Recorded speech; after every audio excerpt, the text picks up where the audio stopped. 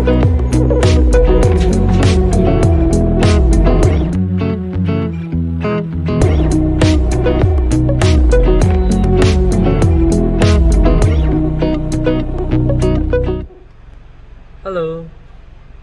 Assalamualaikum warahmatullahi wabarakatuh.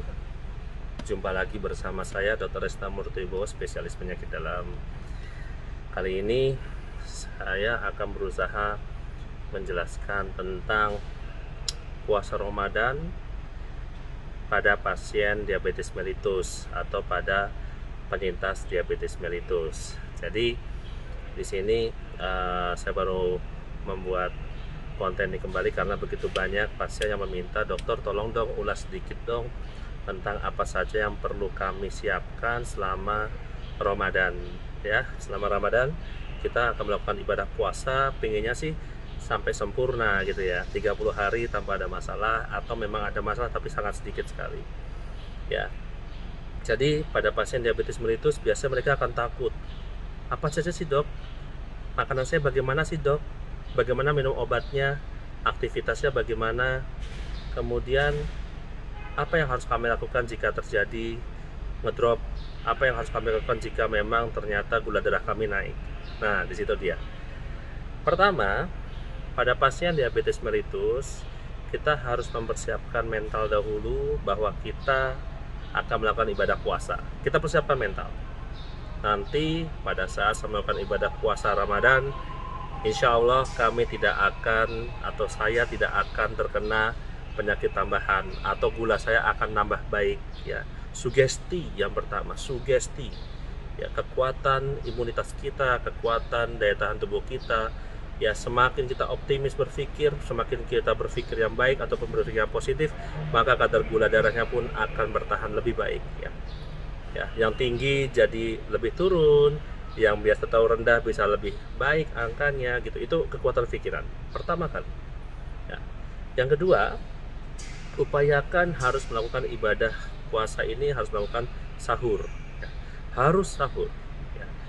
Pada saat sahur kita biasanya mencukupi kebutuhan nutrisi kita ya, baik karbohidrat ya, protein ya, kemudian lemak termasuk mineral ya. Akan tetapi pada saat makan sahur sebaiknya jangan makan makanan yang berlebihan ya, jangan menjadi lebih galak ya, tapi jangan juga terlalu sedikit. Kalau ada terlalu sedikit maka kebutuhan nutrisi kita akan lebih rendah, sehingga kita akan menjadi lebih lemah atau akan cenderung gula darahnya akan lebih turun ya. Berikutnya adalah pada saat kita melakukan ibadah sahur, biasanya kita harus memberikan kontribusi jumlah makanan yang berserat lebih banyak. Supaya apa? Supaya pada saat kita cenderung perutnya kosong akan bertahan komposisi rasa kenyang ya, dan disertai mengurangi sensasi rasa penuh atau sensasi rasa nyeri pada lambung ya, tinggi serat ya. Bisa dengan nasi merah tetapi dikombinasi dengan nasi putih ya. Saya tidak pantang dengan nasi putih, yang penting terukur. Ya, kemudian sayur-sayuran, buah-buahan, sebaiknya buah yang tidak terlalu manis ya. Ya, bisa seperti alpukat ya, itu juga bagus sekali. Bisa juga dengan memakan buah apel sekitar seperempat atau setengah gitu ya, bisa kita pakai ya. Tapi utamakan perut kita harus aman. Evaluasi juga dengan komposisi cairan yang cukup ya, minuman air putih yang cukup. Supaya apa? Supaya metabolisme pada tubuh kita juga lebih baik ya. Hindari minuman yang pekat atau hindari minuman yang mempunyai kontribusi mengeluarkan cairan lebih banyak. Contoh teh, kopi. Pada teh ada kafein, pada kopi ada kafein, pada teh ada tanin. Keduanya sama-sama memberikan energi tetapi memberikan efek diuretik ya. Jadi saat dia bisa minum air putih yang cukup, ataupun sari buah juga bisa. Kemudian yang berikutnya adalah sebaiknya kita menjaga jangan sampai pada saat mengkonsumsi makanan yang berlebih akan membuat kita merasa lebih mudah mengantuk ya. Contoh, kita makan makanan yang terlalu kenyang sehingga pada saat kita setelah makan habis sahur malah cenderung mengantuk gitu. Padahal setiap kita habis sahur sebisa mungkin jangan tidur kembali. Ya, nanti akan saya berikan kenapa pada saat setelah sahur kita jangan tidur kembali. Salah satunya akan memberikan dampak memperlambat pergerakan pada bagian usus, ya, memperlambat metabolisme, ya, kemudian menghambat kinerja pada sistem regulasi atau metabolisme pada pembuluh darah, ya. Kemudian yang ketiga, yang selanjutnya adalah sebaiknya kita tetap melakukan upaya buka puasa sedini mungkin. Ya, jangan ditunda-tunda. Pada saat buka puasa bukan berbuka dengan obat, misalnya ada obat nih, ya jangan dulu, buka puasa dulu. Pada saat Allahu Akbar, kemudian kita takjil dahulu, kita kemudian menggunakan seperti minuman yang manis, tidak apa-apa, tidak terlalu manis sekali ya, buah kurma maksimal 3 butir. Kemudian kita bisa melakukan ibadah sholat maghrib dahulu baru langsung makan. Jangan dikurang-kurangin makanya, secukupnya seperti biasa aja kita makan karena kita habis berpuasa, tapi jangan berlebihan. Ya, jangan berlebihan, ya. Selanjutnya, kita biasanya harus melakukan aktivitas fisik.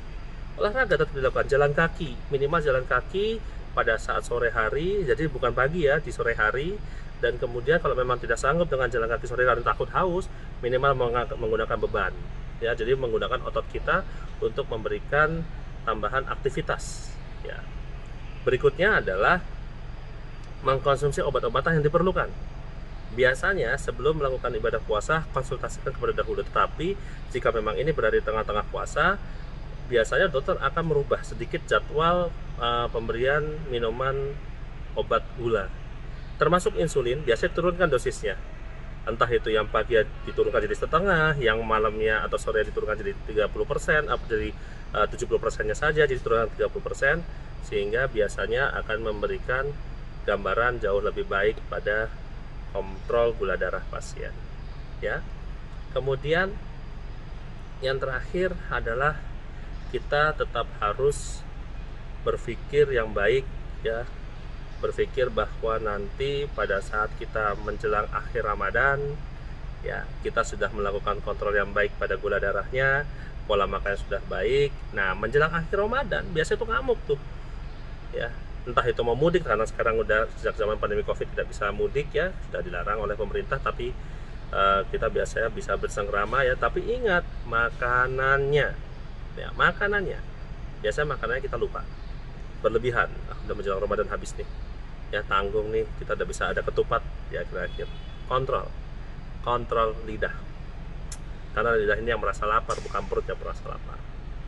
Ya, baik, insya Allah kita selalu terlindungi, sehat selalu, gula yang terkontrol baik, dan bisa menggapai Ramadan ini dengan baik hingga Idul Fitri. Wabillahi taufiq wal hidayah. Wassalamualaikum warahmatullahi wabarakatuh. Sehat, bugar, bermanfaat.